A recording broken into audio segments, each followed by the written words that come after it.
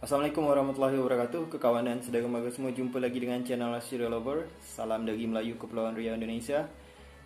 Jadi pada hari ini kita buat satu sesi baru untuk video dekat channel Serial Lover ni. Kena gini, ada banyak komen-komen hebat dari penonton setia Serial Lover, dari subscriber setia Serial Lover, dan saya banyak dapat ilmu pengetahuan baru dari komen-komen para penonton Serial Lover ni. Jadi orang-orang yang hebat komen dekat Serial Lover ni, saya rasa bukan calang-calang orang. Orang yang memang juga cinta kepada budaya, terutama budaya Melayu. Saya main panggil bang je kadang, entah encik ke tuan ke sebenarnya kan. Tapi langsung je kita masuk pembahasan. Jadi macam 4 minggu sebelum ini saya ada buat status dekat YouTube community ni. Saya buat status macam ni: mari bersama jadi tukang tebas jalan semak samun penghalang Indonesia-Malaysia. Nanti akan berlenggang seorang pemuda melintasinya. Dia yang akan bebaskan Al-Aqsa dari tangan Zionis, kata saya. Jadi ada salah satu komen yang luar biasa menarik, betul, dari Muhammad Yusnizan bin Hamidun. Para sahabat Rasulullah dahulu datang ke sini memang dengan niat utama mengislamkan kita. Mustahil kalau sambil-sambil berdagang mereka dapat mengislamkan Nusantara ini. Yang tidak sempat diislamkan hanya Bali. Kecuali mereka datang ke sini dengan niat utamanya mengislamkan kita sambil-sambil berdagang.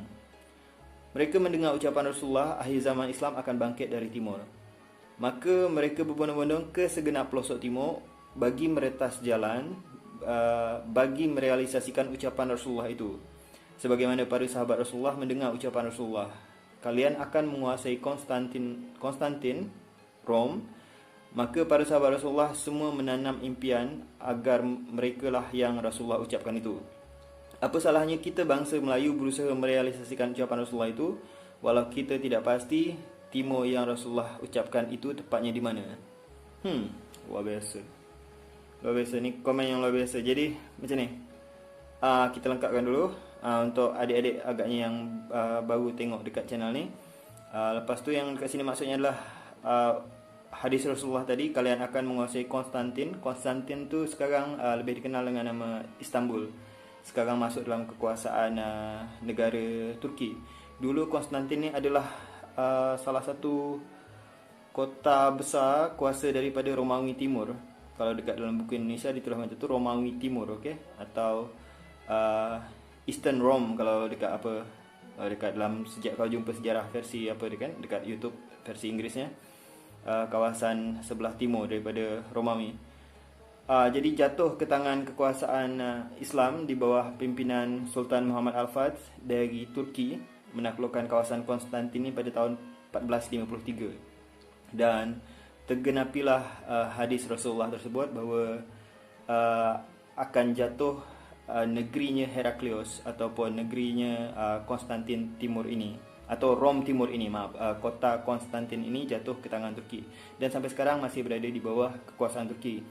Ada pula kita isu dengar baru-baru ni kan, katanya orang Rusia ada marah kerana Masjid Hagia Sophia nak diaktifkan semula menjadi masjid. Kerana sebelumnya itu ialah memang gereja untuk orang Kristen Ortodoks, dan itu masalah dekat sebelah sana pula.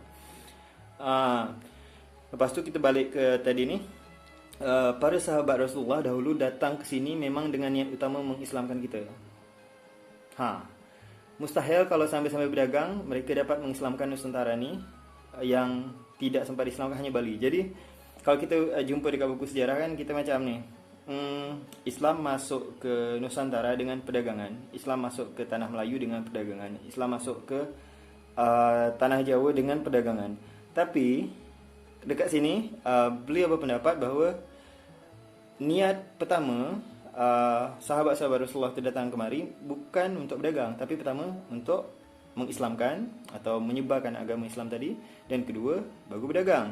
Kalau dekat dalam buku sejarah terbalik kan, mereka datang ke sini dengan berdagang, lepas tu baru sambil-sambil mengislamkan. Jadi menurut beliau tak sambil-sambil, memang datang tu memang ada niat. Agaknya sahabat Rasulullah yang datang kemari ini adalah mereka yang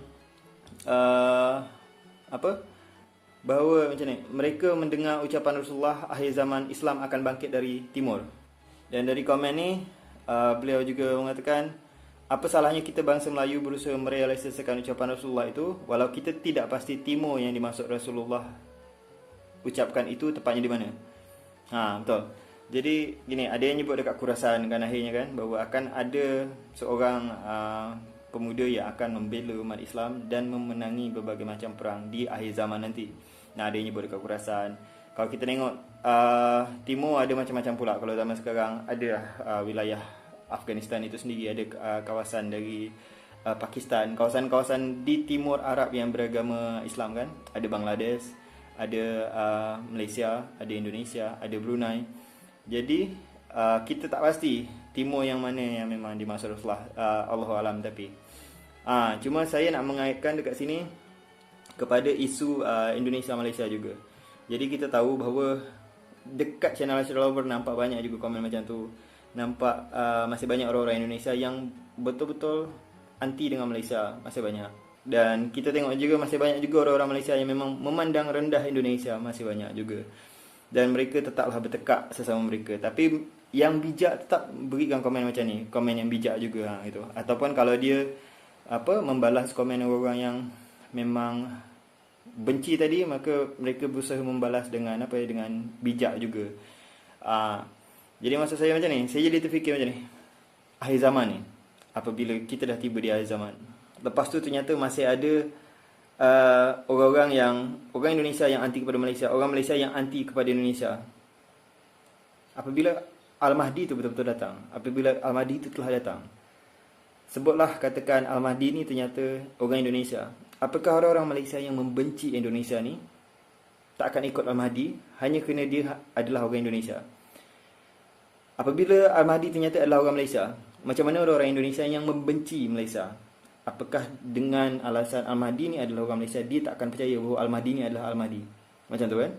Jadi sangat bahaya sebenarnya kalau kita bawa selamba macam kebencian Indonesia Malaysia, orang-orang yang benci dengan masing-masing pihak itu, orang Indonesia yang benci Malaysia, orang Malaysia yang benci pada Indonesia tu, kalau kita biar terus macam tu, kalau kita biar terus musuh-musuh kita menghasut mereka terus untuk terus membenci satu sama lain, maka memang kita tak nak macam tu. Kita tak nak tiba-tiba nanti datang Al-Mahdi yang memang kita nantikan bersama-sama. Bukan Indonesia Malaysia saja, seluruh negeri Islam menantikan Al-Mahdi ni.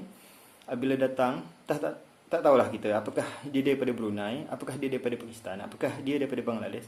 Apabila kita membenci satu negara dengan sebenci-bencinya, dengan tak ada alasan apa benda, kita tak pernah merasa dibuat jahat oleh negara itu. Lepas tu hanya kerana beberapa hal yang isu-isu tak penting, akhirnya kita membenci negara itu seboleh jadi kita benci. Maka nanti kalaulah misal Al-Mahdi turun dari negara itu, apakah kita tak akan beriman kepada Al-Mahdi hanya kerana alasan bahawa Al-Mahdi kan turun dari negara ni, Al-Mahdi kan turun daripada ni. Itulah jadi yang saya terfikir. Jadi serius video sekali ni. Saya minta komen daripada kawan semua berkait hal ini. Berikan komennya yang hebat, yang bijaknya, sehingga kita dapat sama-sama dapat ilmu dari komen-komen ini. Dan juga terutama untuk eratkan semula keagraban negara serumpun ini, kerana sangat banyak kawasan-kawasan di luar sana yang berharap bahawa Indonesia Malaysia ni berpadu, Indonesia Malaysia ni bersatu. Okey, kita beri jelas contoh Patani, kita berikan jelas contoh Campar, kita berikan jelas contoh Pulau Kelapa, kita berikan jelas contoh langsung kepada Mindanao. Mereka berharap Indonesia Malaysia berpadu menjadi kuat, kerana mereka apabila Indonesia berpadu menjadi satu kekuatan baru dekat rantau Asia ini, maka mereka berfikir kita dapat membantu mereka. Dan sekarang macam mana apakah kita dapat membantu orang tu sesuai dengan harapan orang tu? Tahu sendiri je. Baik, terima kasih kekawanan saudara mara semua. Macam mana pun saya tetap perlu bantuan komen-komen hebat dari kekawanan saudara mara semua. Jadi ni macam satu session baru pula. Kalau ada komen-komen yang baik lagi, sebenarnya banyak komen-komen yang hebat dekat Share All Over ni, yang saya berikan pinnya, saya saya balas. Lepas tu ada juga saya screenshot, saya simpan dekat dalam handphone saya nak tengok berulang-ulang komen-komen hebat tu. Jadi ni session baru, kalau ada nanti komen-komen hebat daripada kawan, kita akan buat lagi macam ni kan. Kita buat video macam ni untuk jadi ilmu kita bersama. Tapi macam mana pun, ini hanyalah satu fikiran sebagai manusia yang belum cukup ilmu sebenarnya. Maka tu kita harus saling melengkapkan pula. Salah tetaplah daripada kita. Kalau memang ternyata betul, hanya milik Allah. Macam itulah. Kita sama-sama belajar. Baik, itu je daripada saya hari ini. Terima kasih. Salam dari Melayu Kepulauan Riau Indonesia. Salam satu Melayu, takkan Melayu hilang di dunia. Assalamualaikum warahmatullahi wabarakatuh.